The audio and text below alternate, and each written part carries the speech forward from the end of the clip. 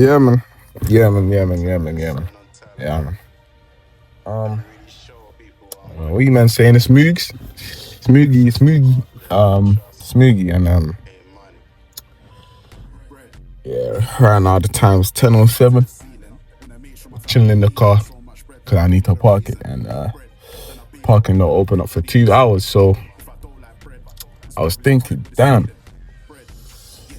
what could this vid even be about? And I realized that I need to make a vid when driving. So rule number 4: get rid of your car. Oh my days, driving sucks so much. Driving sucks. Driving completely sucks. Listen, why is it that once you get a car, you now get charged for everything? You can't park in a single location anywhere. Everything is call up this number and please pay 50 million pounds, bro, to stay for 10 minutes, bro. The location I'm at, I need to stay for 2 hours minimum. But why is it that a brother has to reach in? I have to go into federal debt so I can park my car, bro. That's number one. Number two, and I'm watching this are probably gonna be from the LD. LD stands for London, by the way, and man, them are gonna be in the LD. And one thing about the LD, especially South London, bro, everything is now 20 miles, bro. And I don't think you driving 20 miles in every road. Oh my days. Oh my days. Completely and utterly slow. You can't get your car is not built to go 20 miles. It's absolutely too slow. It's absolutely too slow. You can't go nowhere. You generally can't go nowhere. You can't go nowhere. It's too slow. So speeding tickets now is absolutely easy to get. Now I know people say, "Oh, just use Waze so it can show you the routes." I don't want to use Waze all the time. I don't like looking at the map all the time. It's very annoying. It's very annoying. I don't want to look at the map all the time. Sometimes I just want to see a screen. I just want to see a screen of music. A nice little Spotify. A nice little A. Marie. A nice little Mariah Carey. A nice little Eric Benet. Sometimes I just want to see the song that I'm listening to and how far along I've listened to in the song. But that's just me, innit? That's just my thoughts right now, innit? You know what I'm saying? The little hooage that's going on with that one, innit? That moves on to my other thing about this thing. You can't drive nowhere anymore. All the roads, for some reason, every single road is now in construction. Why? Why is every road being constructed? Why is it now that I've got a car that every road now needs to be reconstructed molecularly? Which means I have to wait 3 years. 3 years for it to be completed for me to be able to drive normally. Why? Now, I don't know why I'm talking so eloquently, but I think this one really comes from my soul because I go through this all the time. Let me give you an example. In my university, they've blocked off the road. And in my first year, when my father used to drop me to school, anytime I would come back from the holidays or come to visit home, and my father would drop me back, the road was absolutely clear. No construction, no blocks, no nothing removed. Everything was just fine. And it used to take me a cool 45 minutes to get to school, maybe even a 30 if the road was just clear. And that was beautiful. That was absolutely wonderful. And then I started driving. And then, for some reason now, the roads that used to be 70 miles are now 50 miles. And the roads that are now 50 miles have construction, so it slows down to 20 miles. So now, instead of getting to school for a 45-minute or even a 30-minute, if the day was just going correct, it now takes me an hour 15. And if the roads are going correctly, it takes me an hour 10. So thank you. Thank you to our government for installing construction workers. They're really doing a good job. They're really doing a good job. That leads me to my next thing. Maintaining a car. For some reason, my car now decides to break down. The thing is, I've never had a stop on the road, which I'm so thankful for. But that doesn't mean my car is now getting shattered. It's falling apart. Absolutely falling apart. For some reason, my AC don't work anymore. So when my window gets foggy, I'm screwed. I'm basically driving blind. I can't see. You know, I've learned out cheap little tricks to make it work, but why should I do that? Why shall I firm that? Why? Just the other day, my tail light broke.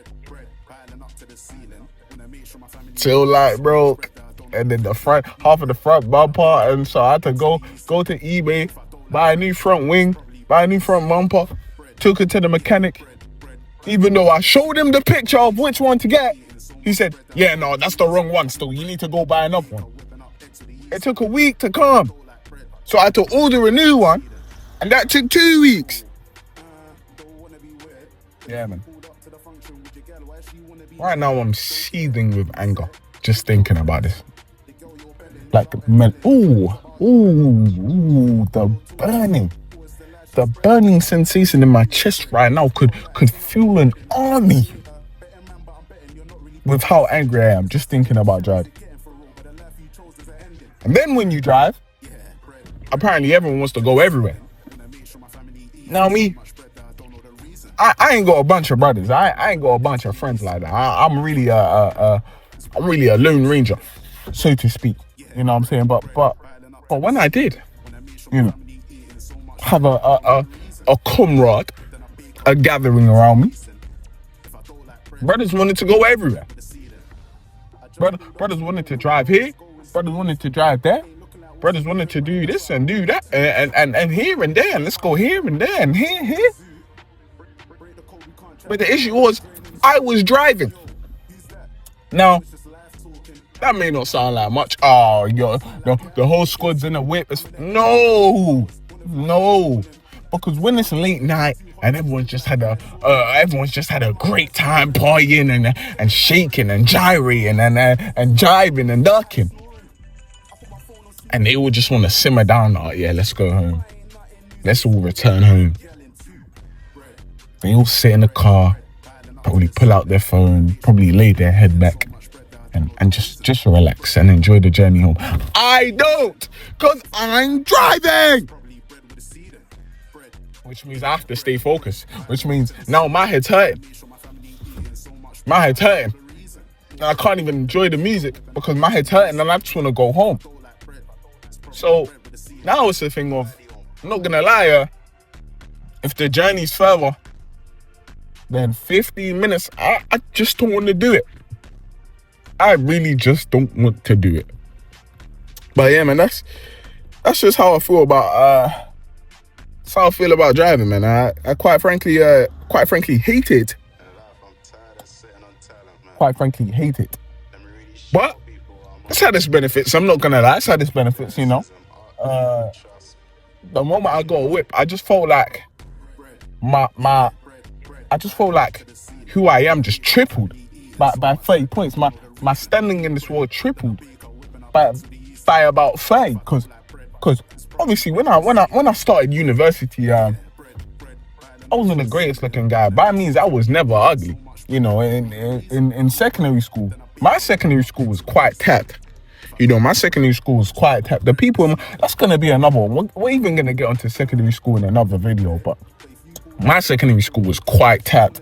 So people didn't really see right. Like, the ugly people were seen as good looking, and the good looking people were seen as ugly. Like, it never really made sense in my school, but my school was quite racist. Like, I grew up in a great shift era in South London where Jamaicans really ran it. Like, if you were Jamaican, automatically you were deemed as beautiful. Just automatically, you were deemed as great looking.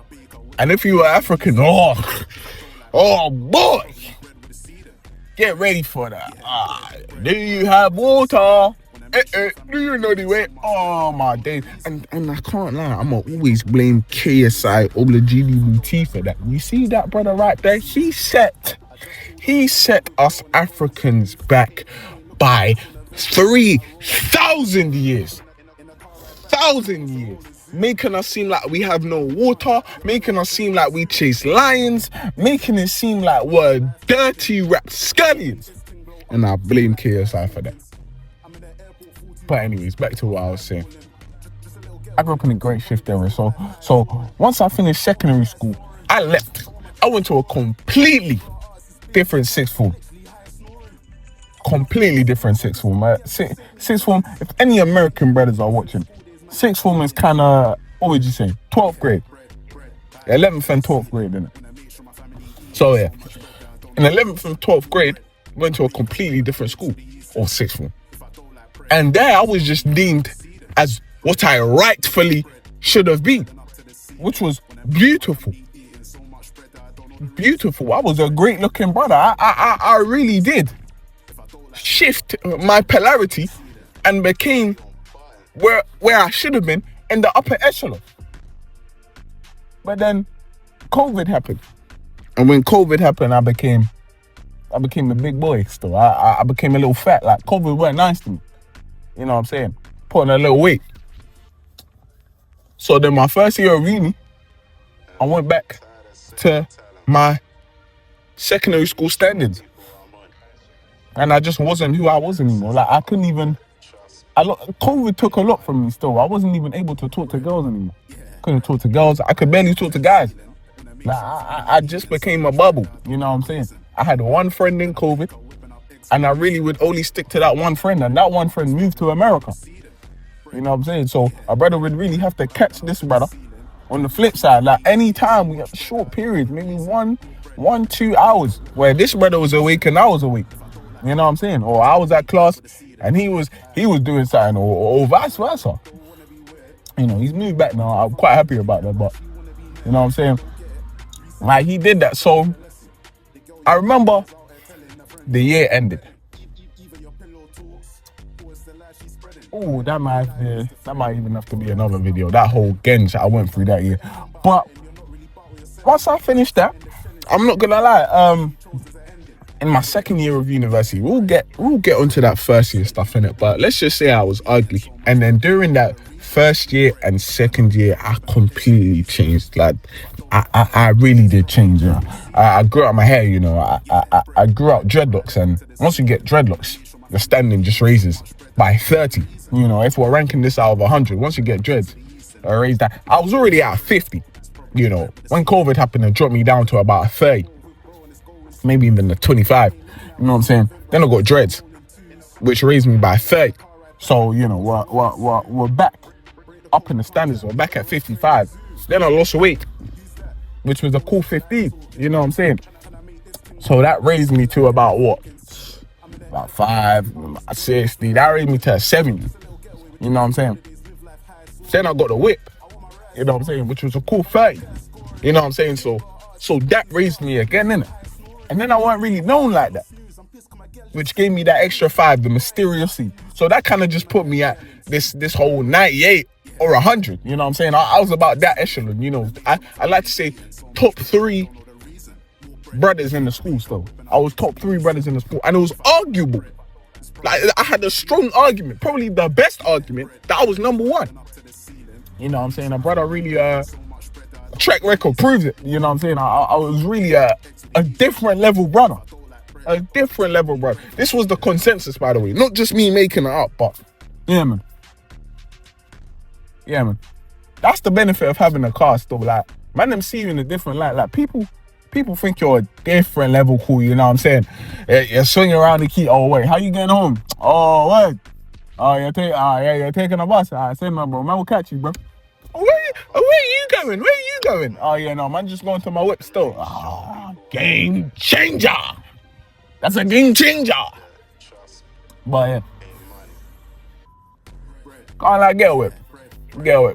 The benefits, the benefits are better than the hindrances. I'm not gonna lie. So yeah, change the title, man. Whatever rule this is, bro. Get away, bro. Get away. It works. Generally. Ah, yeah, man. That's Mugi, bro. Down though.